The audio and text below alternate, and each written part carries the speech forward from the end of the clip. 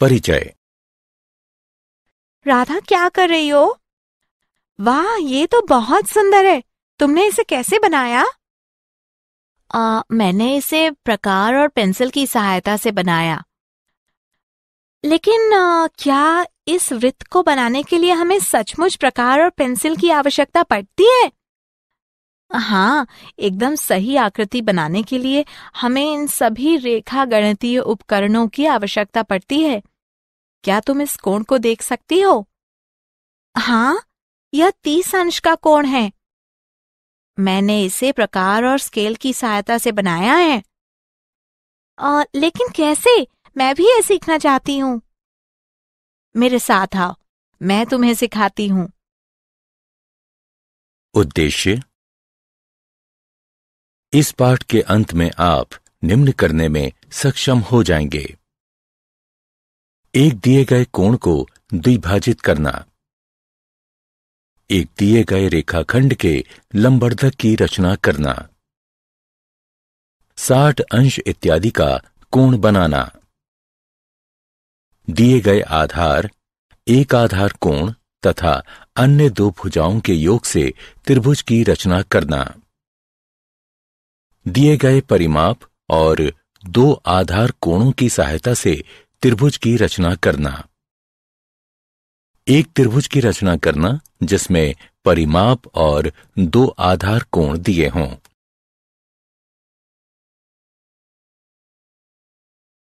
परिभाषा।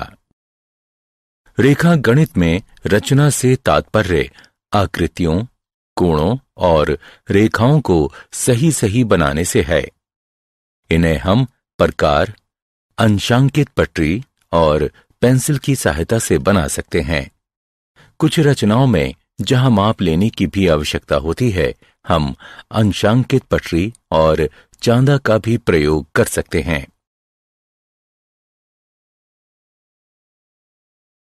एक दिए गए कोण का समद्विभाजक।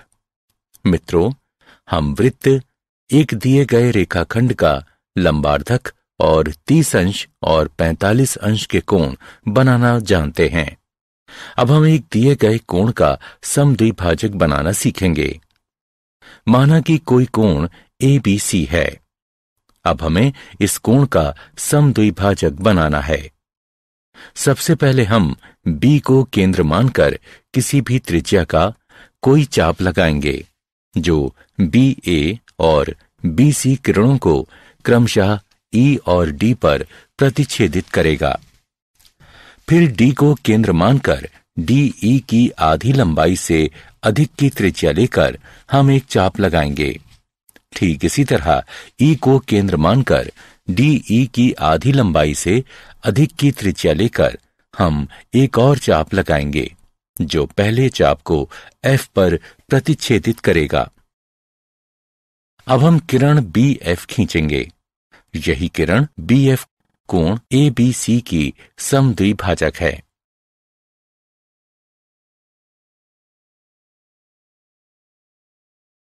हम कैसे कह सकते हैं कि BF एक कोण समद्विभाजक है? चलिए इसे सिद्ध करते हैं। DF और EF को मिला दीजिए। अब त्रिभुजों BEF और BDF में BE बराबर BD, क्योंकि ये एक ही चाप की त्रिज्या हैं। EF बराबर DF, क्योंकि ये भी बराबर त्रिज्या की चाप हैं। BF बराबर BF, जो कि दोनों में है।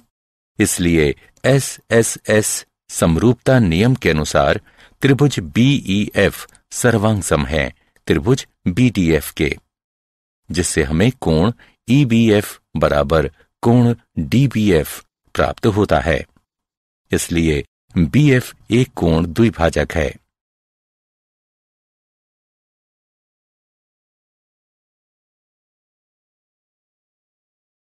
दिए गए रेखाखंड का लंबार्धक।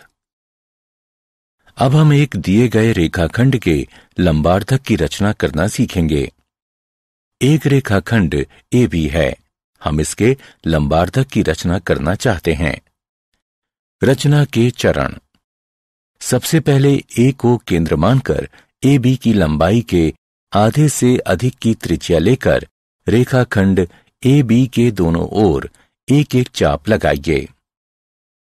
ठीक इसी तरह B को केंद्र मानकर उसी त्रिज्या के एक एक चाप रेखाखंड AB के दोनों ओर लगाइए, जो पहले वाले दोनों चाप को क्रमशः P और Q पर प्रतिच्छेदित करेगा।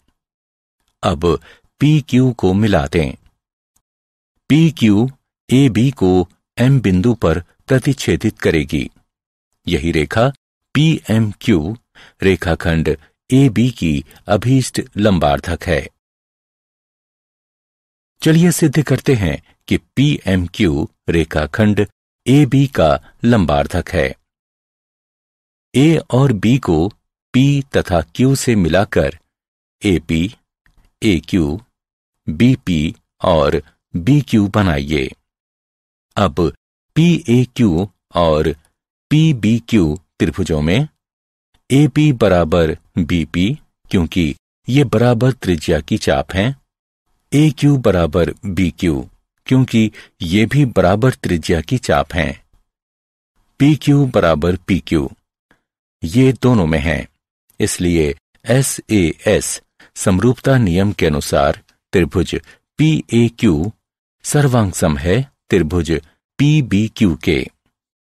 इसलिए CPCT द्वारा कोण APM बराबर है कोण BPM के।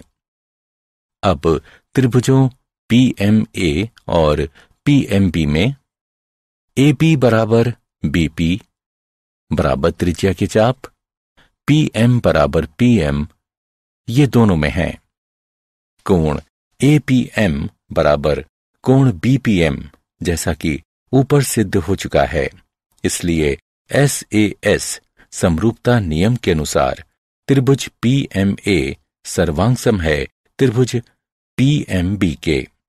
इसलिए AM बराबर BM और कोण PMA बराबर कोण PMB CPCT के द्वारा।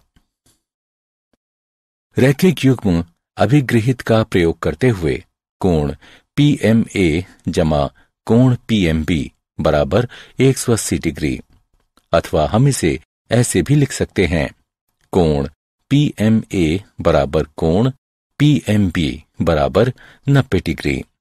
इसलिए PM जो PMQ है रेखाखंड AB का लंबार्धक है। 60 अंश का कोण। हम 30 अंश और 45 अंश के कोणों की रचना करना जानते हैं। अब हम किसी दी गई किरण के प्रारंभिक बिंदु पर 60 अंश के कोण की रचना करना सीखेंगे। एक किरण AB है जिसका प्रारंभिक बिंदु A है।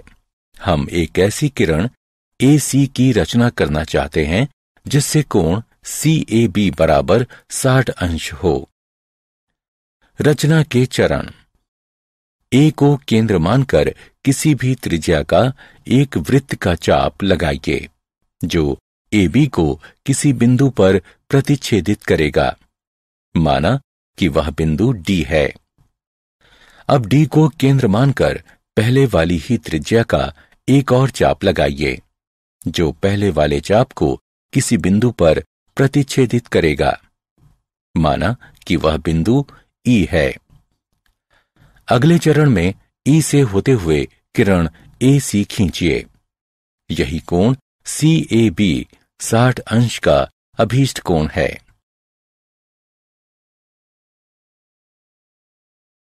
अब चलिए देखते हैं हम इस विधि से किस प्रकार 60 अंश का अभीष्ट कोण प्राप्त करते हैं। DE को मिला दीजिए। तब रचना के अनुसार AE बराबर AD बराबर DE है।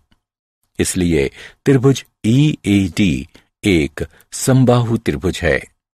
त्रिभुज EAD भी एक समबाहु त्रिभुज है क्योंकि कोण CAB 60 अंश का है।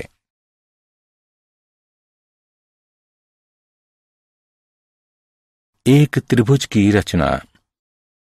दिए गए आधार, एक आधार कोण तथा अन्य दो भुजाओं के योग की सहायता से त्रिभुज की रचना करना। ABC कोई त्रिभुज है। BC जिसमें आधार B एक आधार कोण और AB जमा AC त्रिभुज ABC की अन्य दो भुजाओं का योग है। हमें त्रिभुज ABC की रचना करनी है। रचना के चरण। 1. आधार BC खींचें और बिंदु B पर दिए गए कोण के बराबर एक कोण XBC बनाएं।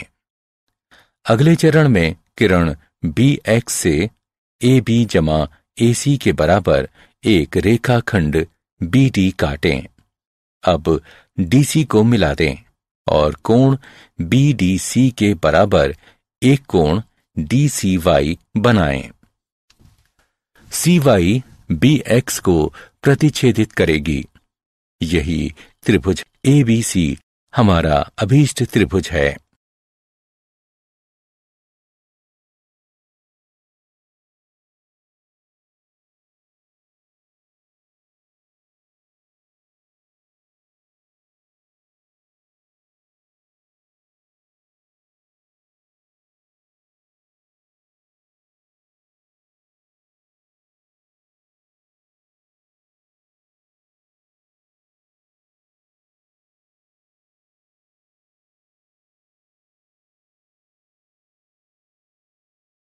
आइए देखते हैं कि ABC किस प्रकार एक त्रिभुज है। ACD त्रिभुज में कोण ACD बराबर कोण ADC रचना के अनुसार, इसलिए AC बराबर AD, तब AB बराबर BD घटा AD बराबर BD घटा AC या AB जमा AC बराबर BD। हम जानते हैं कि त्रिभुज की दो भुजाओं का योग तीसरी भुजा से अधिक होता है, इसलिए ABC एक त्रिभुज है।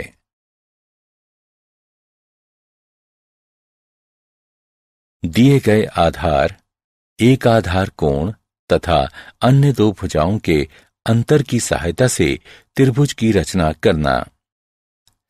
आधार BC, आधार कोण B और दो भुजाओं का अंतर दिया गया है। यहां हमारे पास दो स्थितियां हैं। दो भुजाओं का अंतर या तो AB घटा AC होगा अथवा AC घटा AB होगा। हमें त्रिभुज ABC बनाना है। चलिए सबसे पहले पहली स्थिति का प्रयोग करते हुए त्रिभुज बनाते हैं। जब AB बड़ा है AC से और AB घटा AC दिया हुआ है। रचना के चरण। सबसे पहले आधार BC खींचें और बिंदु B पर दिए गए कोण के बराबर एक कोण XBC बनाएं। अब किरण BX से AB घटा AC के बराबर एक रेखाखंड BD काटें। अगले चरण में DC को मिला दें और DC का लंबार्धक PQ खींचें। इसे BX को एक बिंदु A पर प्रतिच्छेदित करने दें। AC को मिला दें। यही ABC हमारा अभीष्ट त्रिभुज है। चलिए अब दूसरी स्थिति का प्रयोग करते हुए त्रिभुज बनाते हैं, जिसमें AB छोटा है AC और AC घटा AB जो दिया गया है। रचना के चरण। सबसे पहले आधार BC खींचें और बिंदु B पर दिए गए कोण के बराबर एक कोण XBC बनाएं। अब किरण BX से AC घटा AB के बराबर एक रेखाखंड BD काटें। अगले चरण में DC को मिला दें और DC का लंबार्धक PQ खींचें। PQ को BX को एक बिंदु A पर प्रतिच्छेदित करने दें। AC को मिला दें। यही ABC हमारा अभीष्ट त्रिभुज है। चलिए दिए गए परिमाप और दो आधार कोणों की सहायता से एक त्रिभुज की रचना करें। माना कि कोण B और कोण C दिए गए कोण हैं और BC जमा CA जमा AB परिमाप है। हमें एक त्रिभुज ABC की रचना करनी है। रचना के चरण।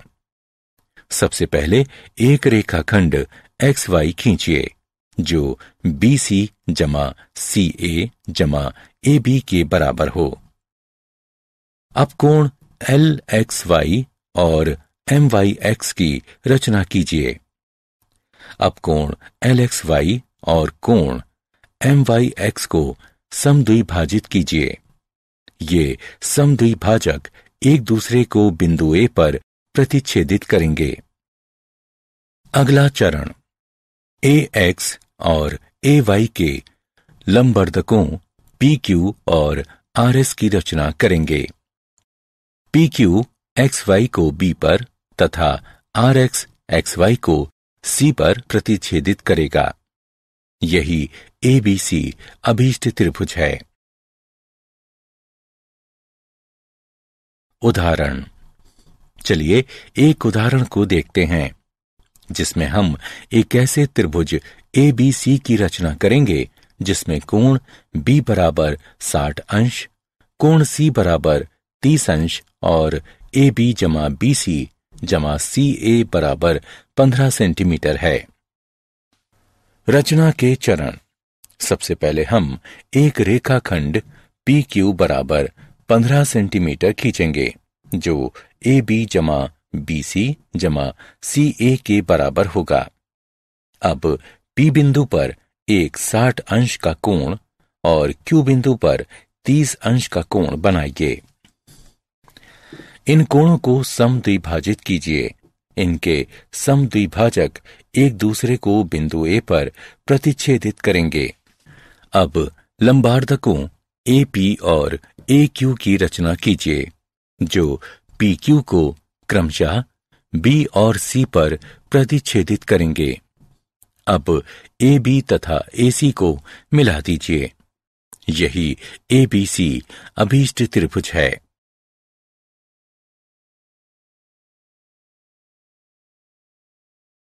क्या आप जानते हैं जियोमेट्री शब्द ग्रीक शब्द जियो जिसका तात्पर्य है पृथ्वी तथा मैट्रिया जिसका तात्पर्य है मापना से बना है। अंक गणित के साथ साथ रेखा गणित भी पूर्व आधुनिक गणित के दो क्षेत्रों में से एक थी। प्राचीन मिस्रवासियों ने 3000 ईसा पूर्व पहले रेखा गणित का प्रयोग किया था। उनके बहुत सारे सूत्रों में से वृत्त का लगभग सही क्षेत्रफल निकालने का सूत्र भी था।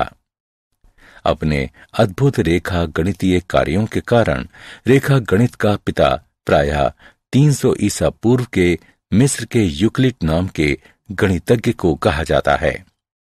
उसके किए गए कार्यों में इतने प्रभावी तत्व थे जो 20वीं शताब्दी के आरंभ तक उन गणित की किताबों में रहे जिनका प्रयोग पढ़ाने के लिए किया जाता था। यदि AB जमा AC BC से कम या बराबर है तो किसी भी त्रिभुज की रचना संभव नहीं है।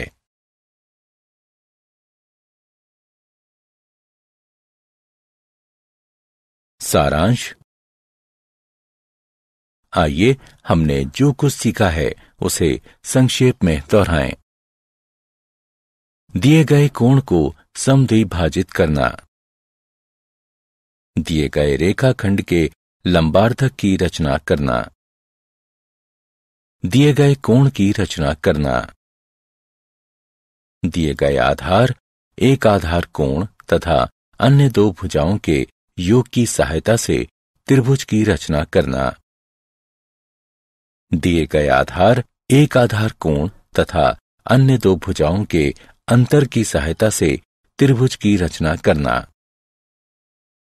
दिए गए परिमाप और दो आधार कोणों की सहायता से एक त्रिभुज की रचना करना।